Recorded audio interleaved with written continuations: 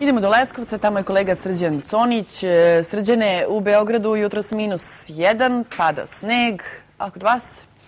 Nataša, kod nas takođe -1, sneg je prestao da pada, a vozačima se preporučuje oprezna vožnja, naročito kroz Grdeličku klisuru. Srđane? Nataša, čekamo drugo pitanje. Vidjeli smo ovo jutro razna čuda. Vidjeli smo jedno jagnje sa 6 nogu. Ti ćeš nam ispričati priču o jednom drugom čudnom detetu ovog puta. Obratite pažnju. Dakle, vidjet ćete slike 7-godišnjeg Bogdana Ivkovića. Njegove fotografije redakcije jutarnjeg programa poslao njegov tata Slaviša. Sad, dobro, vidite, lepe se tiganji kašike za dečaka, daljinski upravljači. Sad, tragom ove fotografije i Srđan je krenuo za Vlasotince i sad očekujemo od tebe priču, Srđane. Naravno, Bogdan je jedno izuzetno aktivno, divno dete, divna porodica. Mi smo naravno tragom ovih fotografija, tragom ove vesti otišli do porodice Ivković i evo šta smo zabeležili. Rođen je pre 7 godina na Đurđevdan. Ime je dobio po dedi. Bogdan je na prvi pogled sasvim običan dečak, ali samo na prvi pogled. Jer kada se skine do pojasa, onda njegovo telo deluje kao magnet. Na njegove grudi i glavu lepe se viljuške kašike novac. Kako se osjećaš normalno? Pa hladno. Malo ti je zima, a? Aha. Evo ti zima od tih viljušaka i kašika, a? A još gde možeš još nešto da staviš, a?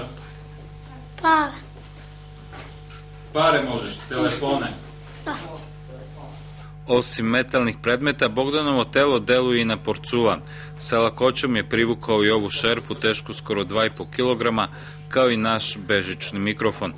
Ovo svojstvo ima od rođenja i za to je do pre mesec dana samo znala njegova majka. Zaprepačen sam bio, pošto znam dete može sve i svaše, da mi iznervira do maksimuma, ali da lepi kašike i to je rekao teško. Kaže, skini se sine da pokažemo tati. I stavim kašiće, zalepi drugu kašiće, plastiku lepi. Rekao, pa otkad ti ovo znaš?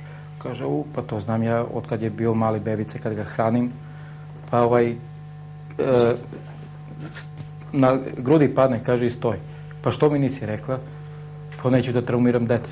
Ja sam dobila epilepsiju kad sam bila s njim trudna. Tako da pila sam lekove posle trudnoće i bila sam na lečenje.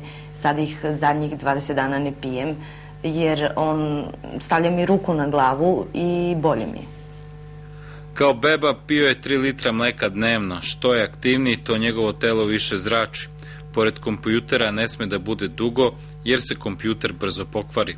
Lekari su upozorili Bogdanove roditelje da njegova energija mora pravilno da se usmeri i da on ne bi smeo da ide na magnetnu rezonancu, ne zbog njega, već zbog aparata.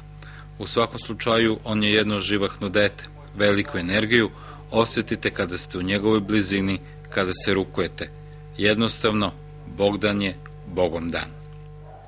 U kući Ivkovića zbog Bogdana dolaze mnogi poznati i nepoznati ljudi, a Bogdanu je, kako sam kaže, već dosadilo da se skida i da svima pokazuje kako njegovo telo deluje kao magnet. Nataša?